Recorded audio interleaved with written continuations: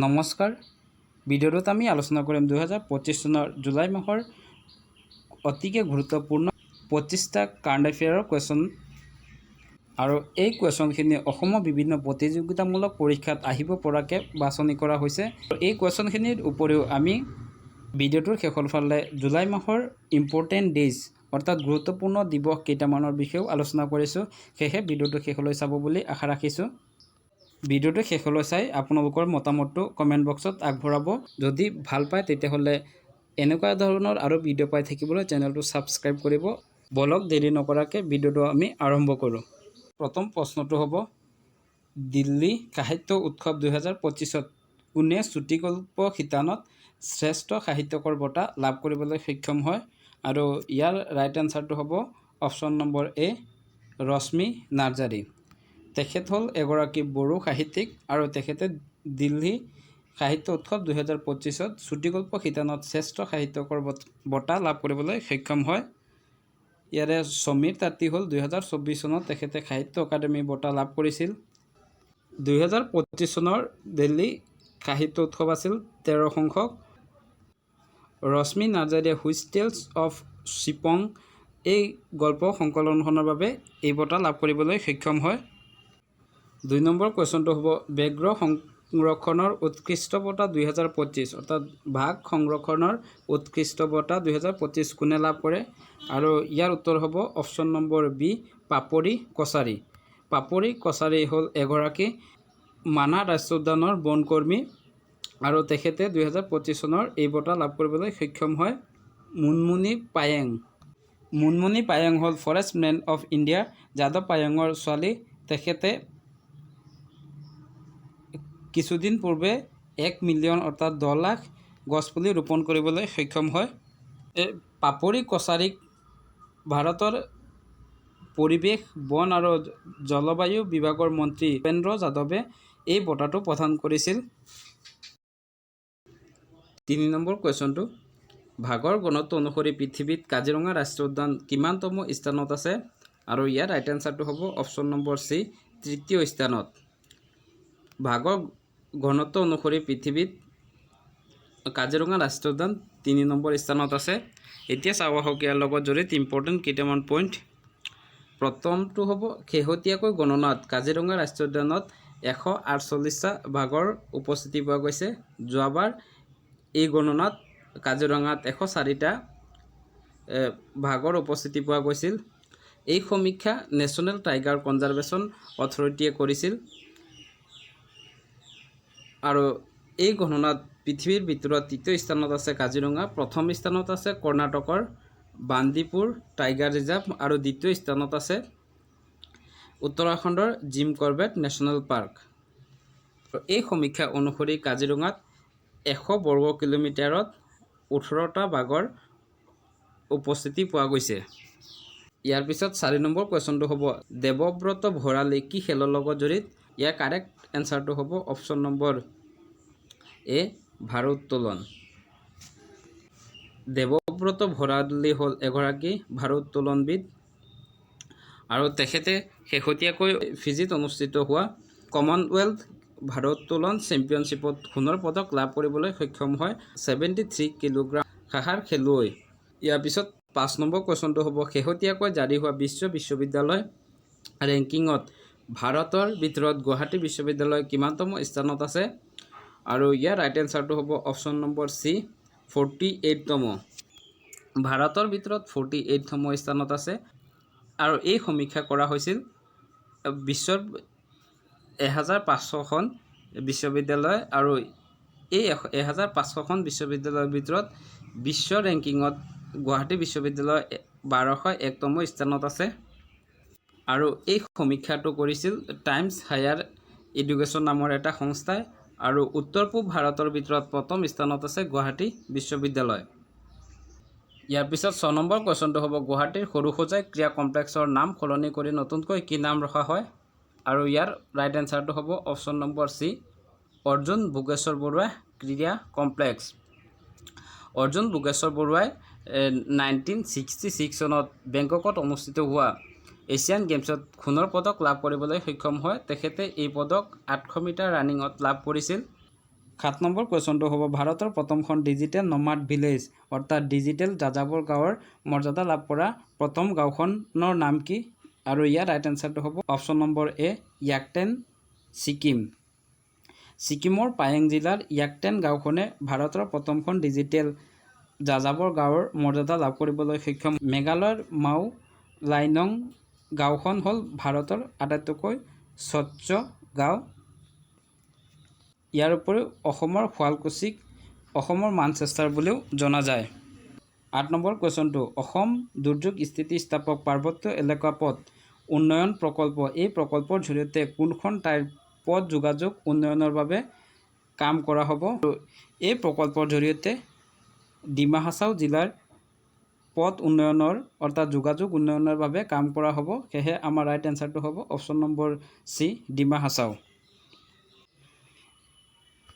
এই প্ৰকল্পৰ জৰিয়তে ডিমা হাছাও জিলাৰ ৩৪৮ কিলোমিটাৰ দৈৰ্ঘ্যৰ ৰাষ্ট্ৰীয় ঘাইপথৰ ভূমিস্খলন বান দুৰ্যোগৰ আগজাননী দিয়াৰ লগতে দ্ৰুত সহায়ৰ বাবে এই আঁচনিখন প্ৰস্তুত কৰা হৈছে আৰু এই প্ৰকল্পৰ বাবে ৩,৮৭৫ কোটি টকা অনুমোদন জনায়।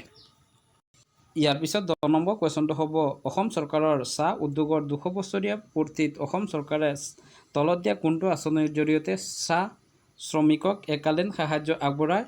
আৰু ইয়াৰ ৰাইট এনচাৰটো হ'ব অপশ্যন নম্বৰ চি মুখ্যমন্ত্ৰী এটিকলি দুটিপাত আঁচনি।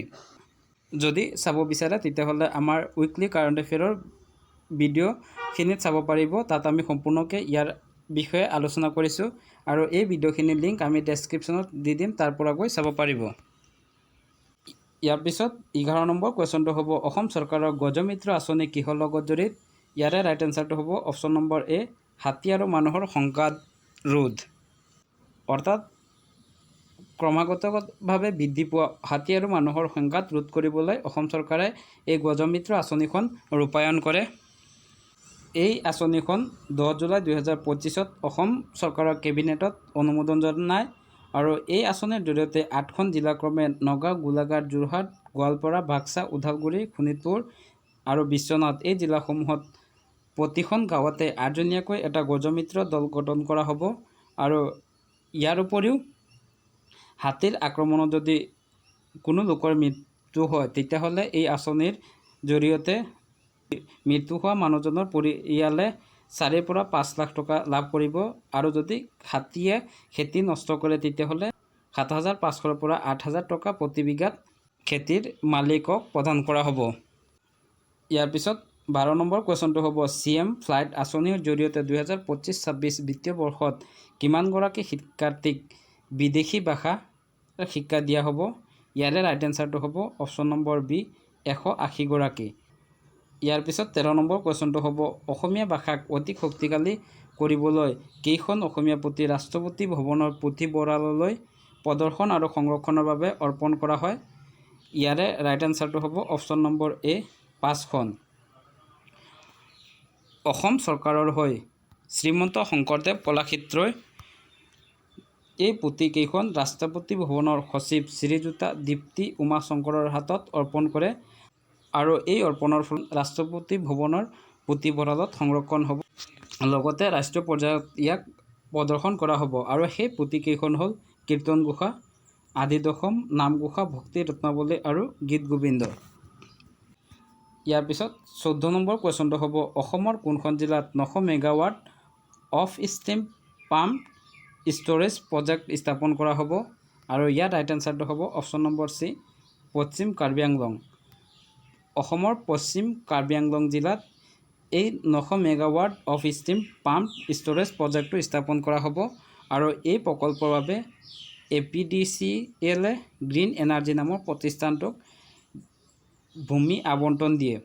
ইয়াৰ পিছত 15 নম্বৰ কুৱেশ্যনটো হ'ব ক্ৰিকেটৰ 3টা ফৰ্মেটত শতক অৰ্জন কৰা প্ৰথমগৰাকী ভাৰতীয় মহিলা খেলুৱৈ কোন?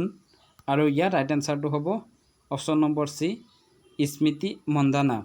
3টা ফৰ্মেট টেষ্ট, T20 আৰু ODI এই 3টা ফৰ্মেটত শতক অৰ্জন কৰিবলৈ সক্ষম হয়।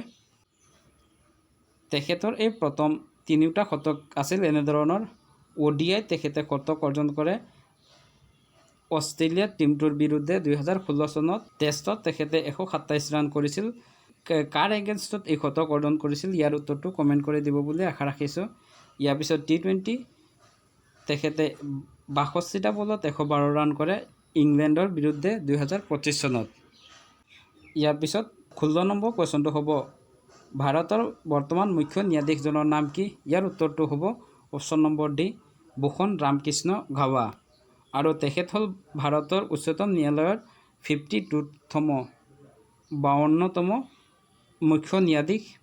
ইয়াৰ পিছত 17 নম্বৰ কুৱেশ্যনটো হ'ব ভাৰতৰ কোনখন ঠাইৰ পৰা ভাৰতীয় সেনাই পাৰমাণৱিক ক্ষমতাসম্পন্ন বেলিষ্টিক মিছাইল PDB-3 আৰু অগ্নি-1ৰ সফল পৰীক্ষণ কৰে? আৰু ইয়াৰ ৰাইট এনচাৰটো হ'ব অপশ্যন নম্বৰ চি উৰিষ্যাৰ চণ্ডীপুৰৰ পৰা। এই মিছাইলখিনি 17 জুলাই 2025 তাৰিখে সফল পৰীক্ষণ কৰা হয়। এই মিছাইলখিনি DRDO আৰু ভাৰত চৰকাৰৰ integrated guided missile development programme এই দুটা সংস্থা মিলি তৈয়াৰ কৰে। আৰু এই মিছাইলখিনি আছিল শ্বৰ্ট ৰেঞ্জ বেলিষ্টিক মিছাইল। PDB-3ৰ ৰেঞ্জ আছে 350 কিলোমিটাৰ আৰু অগ্নি-1ৰ ৰেঞ্জ হ'ল 700 কিলোমিটাৰ। ইয়াৰ পিছত 18 নম্বৰ কুৱেশ্যনটো হ'ব স্বচ্ছতা সৰ্বেক্ষণ 2024-25ৰ সমীক্ষা অনুসৰি উত্তৰ পূব ভাৰতৰ আটাইতকৈ পৰিষ্কাৰ ৰাজধানী চহৰখনৰ নাম কি?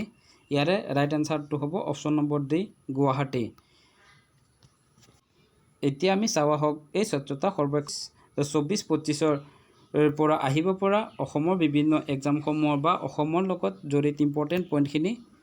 প্ৰথমটো হ'ব উত্তৰ লখিমপুৰক অসমৰ প্ৰতিশ্ৰুতি সম্পন্ন স্বচ্ছ চহৰৰ মৰ্যাদা লাভ কৰে। ইয়াৰ উপৰিও 6খন চহৰক ODF++ শাখা অন্তৰ্ভুক্ত কৰা হয়। ইয়াৰ উপৰি গুৱাহাটী, নগাঁও, ডিব্ৰুগড়, শিলচৰ এই 4খন চহৰে আৱৰ্জনামুক্ত চহৰৰ শ্ৰেণীত 1 ষ্টাৰ ৰেংকিং লাভ কৰিবলৈ সক্ষম হয়। আৰু ভাৰতৰ ক্ষেত্ৰত যদি চাব যাওঁ স্বচ্ছতা সৰ্বেক্ষণ 2024-25ত কোনখন চহৰে প্ৰথম স্থান দখল কৰিবলৈ সক্ষম হয়? ইয়াৰে যদি আমি চাব যাওঁ 10 লাখ বা তাতকৈ বেছি জনসংখ্যা থকা চহৰত প্ৰথম স্থানত থাকে ইন্দোৰ। তাৰপিছত 3 লাখৰ পৰা 10 লাখ থকা জনসংখ্যা চহৰে প্ৰথম স্থানত থাকে নয়ডা। 50,000ৰ পৰা 3 লাখ জনসংখ্যা থকা চহৰৰ ক্ষেত্ৰত নিউ দিল্লী মিউনিচিপেল কাউন্সিলে প্ৰথম স্থান লাভ কৰে। ঠিক তেনেকুৱা 20,000ৰ পৰা 50,000 জনসংখ্যা থকা চহৰৰ ভিতৰত ভিটা নামৰ চহৰখনে প্ৰথম স্থান লয় আৰু লেছ দেন 20,000 অৰ্থাৎ 20,000ৰ তলৰ পাঞ্চগনি নামৰ চহৰখনে প্ৰথম স্থান লাভ কৰে। ইয়াৰ পিছত 19 নম্বৰ কুৱেশ্যনটো হ'ব ভাৰতৰ উপ ৰাষ্ট্ৰপতি জগদীপ ধনখৰে কিমান তাৰিখে পদত্যাগ কৰে? ইয়াৰ ৰাইট এনচাৰটো হ'ব অপশ্যন নম্বৰ ডি 22 জুলাই 2025। 2025 চনৰ 22 জুলাই তাৰিখে তেখেতে পদত্যাগ কৰে। যদি আপোনালোকে এই কুৱেশ্যনখিনিৰ ওপৰত ডিটেইলছত চাব বিচাৰে তেতিয়া ডেছক্ৰিপশ্যনত লিংক দিয়া থাকিব আমাৰ উইকলি কাৰেণ্ট এফেয়াৰৰ ভিডিঅ'খিনি। এই ভিডিঅ'খিনিত আমি এই কুৱেশ্যনখিনিৰ বিষয়ে সম্পূৰ্ণকৈ ডিটেইলছত আলোচনা কৰিছোঁ, তাৰ পৰা গৈ চাব পাৰিব। ইয়াৰ পিছত নেক্সট কুৱেশ্যনটো হ'ব 20 নম্বৰ কুৱেশ্যন ভাৰতৰ দ্বিতীয় মহাকাশচাৰীগৰাকীৰ নাম কি? ইয়াৰে ৰাইট এনচাৰটো হ'ব অপশ্যন নম্বৰ শুভাংশু শুক্লা। ইয়াৰ পিছত 21 নম্বৰ কুৱেশ্যনটো হ'ব শেহতীয়াকৈ এলন মাস্কে নতুন ৰাজনৈতিক দল এটা গঠন কৰে আৰু সেই দলটোৰ নাম কি? ইয়াৰ ৰাইট এনচাৰটো হ'ব option number C America party. শেহতীয়াকৈ এলন মাস্কে আমেৰিকা পাৰ্টি নামৰ এটা ৰাজনৈতিক দল গঠন কৰে। ইয়াৰ পিছত 22 নম্বৰ কুৱেশ্যনটো হ'ব শেহতীয়াকৈ ইছৰোই তলত দিয়া কোনটো সংস্থাৰ সৈতে মিলি নিচাৰ নামৰ উপগ্ৰহটো উৎক্ষেপণ কৰে? আৰু ইয়াৰ ৰাইট এনচাৰটো হ'ব অপশ্যন নম্বৰ চি নাছা। নাছা আৰু ইছৰোই মিলি নিচাৰ নামৰ উপগ্ৰহটো উৎক্ষেপণ কৰে। 23 নম্বৰ কুৱেশ্যনটো হ'ব মহিলা দবা বিশ্বকাপ 2025ৰ খিতাপ কোনে দখল কৰিবলৈ সক্ষম হয়? এই কুৱেশ্যনটোৰ এনচাৰ জনাৰ আগতে ক'ব বিচাৰোঁ এইটো আমাৰ জুলাই মাহৰ কাৰেণ্ট এফেয়াৰৰ লাষ্ট কুৱেশ্যন, কিন্তু এই কুৱেশ্যনটোৰ পিছত আমি আলোচনা কৰিম জুলাই মাহৰ লগত জড়িত ইম্পৰ্টেণ্ট অৰ্থাৎ গুৰুত্বপূৰ্ণ কেইটামান দিৱসৰ বিষয়ে। সেয়েহে ভিডিঅ'টো শেষলৈকে চাই থাকিব। আৰু এই কুৱেশ্যনটোৰ ৰাইট এনচাৰটো হ'ব অপশ্যন নম্বৰ এ দিব্যা দেশমুখ। দিব্যা দেশমুখে মহিলা দবা বিশ্বকাপ 2025 খিতাপ দখল কৰিবলৈ সক্ষম হয় তেখেতে ফাইনেলত ভাৰতৰে কনেৰু হাম্পিক হৰুৱাই এই খিতাপ দখল কৰে। এতিয়া আমি চাওঁ আহক জুলাই মাহৰ কেইটামান ইম্পৰ্টেণ্ট অৰ্থাৎ গুৰুত্বপূৰ্ণ দিৱসৰ বিষয়ে। Important days for the month of July. প্ৰথমটো হ'ব 1 জুলাই নেশ্যনেল ডক্টৰ্ছ ডে অৰ্থাৎ ৰাষ্ট্ৰীয় ডক্টৰ দিৱস। আকৌ 1 জুলাইত পালন কৰা হয় SBI ফাউণ্ডেশ্যন ডে অৰ্থাৎ SBIৰ স্থাপন দিৱস। 11 জুলাই ৱৰ্ল্ড পপুলেশ্যন ডে অৰ্থাৎ বিশ্ব জনসংখ্যা দিৱস। তাৰপিছত 12 জুলাই নাবাৰ্ড ফাউণ্ডেশ্যন ডে অৰ্থাৎ 12 জুলাইত নাবাৰ্ড স্থাপন দিৱস পালন কৰা হয়। 20 জুলাই ইণ্টাৰনেশ্যনেল চেছ ডে অৰ্থাৎ বিশ্ব দবা দিৱস। 22 জুলাই নেশ্যনেল ফ্লেগ ডে ৰাষ্ট্ৰীয় পতাকা দিৱস। 26 জুলাই কাৰ্গিল বিজয় দিৱস। 28 July world hepatitis day. 29 July international tiger day অৰ্থাৎ বিশ্ব বাঘ দিৱস। ইয়াৰ পিছত আজিৰ কুৱেশ্যনটো হ'ব হেনলি পাছপোৰ্ট ইণ্ডেক্স 2025ত ভাৰত কিমানতম স্থানত আছিল আৰু ইয়াৰ 4টা অপশ্যনৰ ভিতৰত ৰাইট এনচাৰটো আপোনালোকে কমেণ্ট কৰি জনাব বুলি আশা ৰাখিছোঁ। যদি ভিডিঅ'টো ভাল পাইছে তেতিয়াহ'লে ভিডিঅ'টো লাইক কমেণ্ট শ্বেয়াৰ কৰিবলৈ নাপাহৰিব। ভিডিঅ'টোত কি সংশোধন কৰিবলগীয়া আছে ইয়াৰ মতামতটো আপোনালোকে কমেণ্ট কৰি জনাব বুলি আশা ৰাখিছোঁ। ভিডিঅ'টো এতিয়ালৈকে চাই থকাৰ বাবে ধন্যবাদ জনালোঁ।